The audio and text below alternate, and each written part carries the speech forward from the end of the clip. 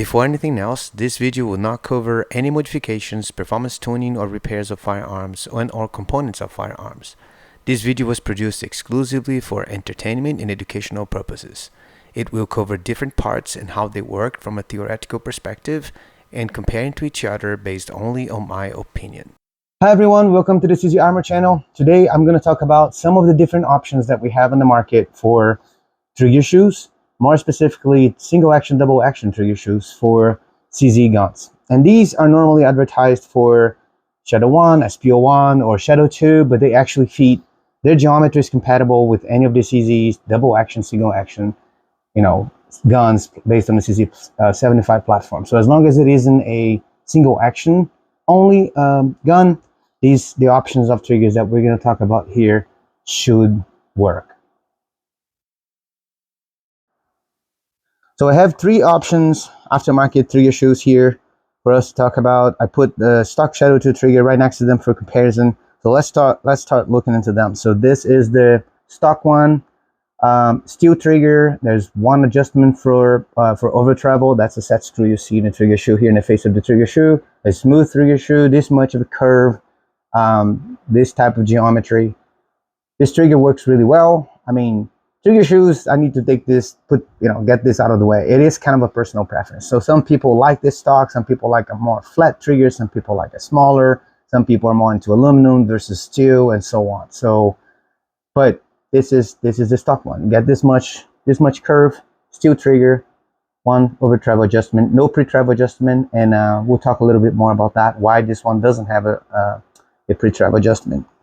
So next we have the one sold by Cajun Gun, and it's called the old style trigger. Very similar curve as you look into the OEM. If I look at them, it's pretty close, almost identical. If I put them side by side here, you see that these curves are very similar.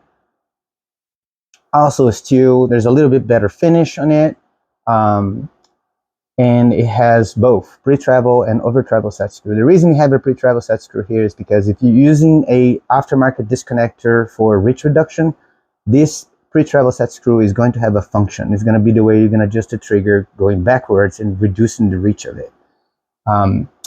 If you don't have that aftermarket disconnector, then this has no function. So even if you go and you drill and tap the OEM trigger, which is quite an easy operation to put a pre-travel set screw here, if you don't have the aftermarket disconnector, or if you don't tune your stock disconnector, don't modify your stock disconnector to produce that reach reduction, that gap that the pre-travel set screw is going to cover, then the pre-travel set screw has no function. So this is it for the Cajun also offers a semi-flat trigger. I don't have one here to show, but it's similar, a little bit less flat than this one, a little bit more flat, and with it seems to be a little shorter at the end here too. So it feels like a smaller trigger and more flat than this one too. I unfortunately don't have one to show here today. Next is the Tech trigger. So this is aluminum material, not steel as the other two. It has both set screws for pre-travel and over travel, so you can use with the aftermarket disconnector or stock one, as long as you don't take the pre-travel set screw out. Aluminum, like I said, the flatter of all the three that we saw so far. Like if I got the Cajun old style, the OEM trigger, and I put them side by side with the Tech, you're gonna see. Let me get a couple pins here, and we can make this work better. If I align them by their holes side by side, it will be better for you to see the difference in what the difference in the geometry causes there. So you probably, I don't know if the video is going to catch that. Let's see what's the best angle here. But you can tell that the black one is flatter. You see the curve going away from the black here on the OEM trigger. That's the same thing you're going to see with the Cajun too. If I got here and I compare with the old style Cajun trigger, we're going to have the same exact situation as we do with the OEM one. So same thing. You can tell the curve of the trigger is going away from the black. The silver trigger here, the curve is going away from the black because the black is significantly more flat than that one. Now it produces, there's good and bad thing about this. And like I said before, it's personal preference. Like when you use a flat trigger, or the more flat the trigger is, like I believe CZ Custom has one that is completely flat, and you can use that too. But the more flat it is, the farther away that trigger is going to be on your double action pull. And that's just based on the geometry. These holes, the way the trigger has to be sitting there when the trigger bar is with the hammer down. If it's totally flat, it's going to be a trigger pointing forward. And I'll try to find a picture to put here, but you're going to see that trigger pointing forward a lot. And for some people, this is not very convenient. They don't like it. They think it's too long of a reach with that. So reason why these they call flat, but there is some curve here, not really 100% flat. And then we go with the last one here. So this one is also the reason why I'm putting together this video today. This is from Impact Machine. So Impact Machine has been developing this trigger for quite a while. They have Christian Seiler using this trigger. If you don't know who Christian Seiler is, look him up. He is a multiple times national champion, one of the best, if not the best shooter in the world nowadays. Was just national champion a few weeks ago. Again, on the carry optics division, one of the most competitive, if not the most competitive division in practical shooting in the United States. In the USPSA discipline, and he won the national championship with the Shadow 2 with this exact trigger. So Impact Machine has been working with them, with Christian, getting feedback and putting together, making fine adjustments and things to make sure that they put the best trigger possible out there. Now it is available for you and me and anybody to go on their website and purchase this trigger. This is a friend that got a trigger from them and asked me to install, and he suggested like maybe you should do a video. Impact Machine is in agreement with that, but I must disclose that I don't have anything to do with them. I'm not getting anything to do this video. It's really basically to inform you and educate you about these different options and also get my first impressions of this new option in the market. All right, so let's talk a little bit more details on the Impact Machine one. It's also steel. It's thinner and it feels lighter than the other two options that we saw in steel material. Obviously, the Immantech is going to be lighter because it's aluminum.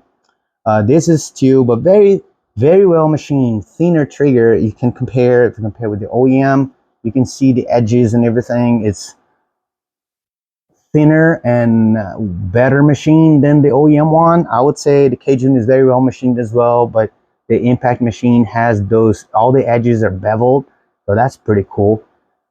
It has also both set screws for pre-travel and over travel. I like the fact that they mentioned their website that the trigger shipped without the pre-travel set screw in. It is here in the bag, so they ship with the bag. It comes with a Allen wrench, I believe this is a 1.5 millimeter Allen wrench, and the set screw out there. They just don't ship on the trigger because they say exactly what I told you. If you're not using an aftermarket disconnector for reach reduction, that pre-travel set screw can actually cause issues as opposed to do any benefit to you. So they ship it without it, which I thought was very thoughtful. So having said that, what else we have here? So the curve, it is definitely less curved, very close to flat, but not really 100% flat, just like the Immantech one. There is some curve there. So I'm not going to compare them with the other two because they're really curved triggers. So let me compare with the Immantech in terms of the geometry and how flat it shows up. So if you get both of them on pins here to make sure we get all the holes aligned, and we can do a fair comparison. So you can tell the black is running away from the silver now a little bit. So there's a little bit more curve in the Immantech than you can see in on the Impact Machine one. A little bit less, not much. It was moving away from the silver because I think I had the positions I had in the pin here wasn't helping. But now that I'm getting them perfectly aligned, they're very close in terms of how flat or curved they are. The Impact Machine is a little bit more on the back, which means you get less reach with the Impact Machine than you would get with the Immantech. The Impact Machine also has serrations in the front. I like it personally. I like this. Again, personal preference. Some people don't like any kind of markings on the face of the trigger. I like this. It helps index my finger better. I haven't shot with this trigger yet, to be honest, but it just feels good to have this there. You don't have this on any of the other options. Like this is the OEM is smooth trigger, as you saw before, and this is the Cajun old style, also a smooth trigger. Their semi-flat is also smooth. So this is the only one that I can see right now with the serrations and I just love the fact that they did that. Well machined, like I said. Love the fact that all the borders on this trigger, all the edges are beveled, which is pretty cool. Very well done. So I'm gonna get this on the gun and we're gonna do a comparison. I took a picture of that gun, the same, it's not gonna be on this shadow tube. By the way, this one has the old style Cajun gun on it, so you can tell it is very short reach. Love this trigger. It is the trigger that I use on all my shadow tubes, by the way. But like I said, again, personal preference. I'm gonna have this trigger. I'm gonna have the shadow tube of this friend with this one installed, the impact machine installed. It had the Emantech before. I took a picture for us to look into, do a comparison on the difference on how these triggers seat. I did a little bit of dry fire on that with the Emantech on it, the original one on it, and we're gonna do a little bit with the impact machine too, just to see how it feels. All right, got it installed. Installation was a breeze, as easy as any other trigger. So I really like how precise impact machine was with the machining in this. Like, everything seems to be perfect. It was actually easier to align the springs and the holes and everything. Don't know if it's just a coincidence, but it was probably one of the easiest triggers that I had to replace. Trigger shoes, if you will. It's not a complex operation anyways, but yeah, easy enough. Here's what it looks like on the gun. So I really like it. Double action, pretty short. You can tell I have pictures to compare, like I said, between this and the Eman that was on it before, for us to take a look and talk a little bit about. So here's a side-by-side comparison between the original trigger of the gun, the Emantech flat trigger on the left, and the new trigger, the one that I've just installed from the impact machine, on the right. You can tell pretty clear in the picture that the impact machine is going to produce the shorter reach. It also mitigates that characteristic that I mentioned at the beginning of the video, that when the trigger is really flat, or the more flat it gets, the more the bottom of the trigger is going to point forward, and that's just a limitation of the geometry of the trigger. So you look at the impact machine on the right and you see that it points a lot less forward than the one on the left. So definitely a better geometry, in my opinion, for a semi-flat trigger on the impact machine side than what you have on the trigger on the left side. Here's another way to see it. This is an overlap of both pictures with the one on the top with a high transparency level, so you can actually see them on top of each other, and that makes it even more evident that the impact machine produces a shorter reach, and it's more it's just a better trigger. It's better geometry in my view. Like it's more on the flat side, even pointing less forward at the bottom, and a shorter reach trigger. About one thing I want to do now is, I don't have a way to really do a live fire test with this to tell you how the trigger feels to me, but I have one of those cool fire kits, CO2 kits that I use to test guns that I work on, so I can do that on this one, and I can tell you how it feels. So let's do this. All right, so this has the kit, the CO2 kit installed that I said, and I can actually have a good feel on what the trigger is going to feel like when the gun is being shot, when we're doing a live fire in it. So let me see here. See how it feels, both hands on it. See, ready, double action. Yeah, pretty good. Try a double tap.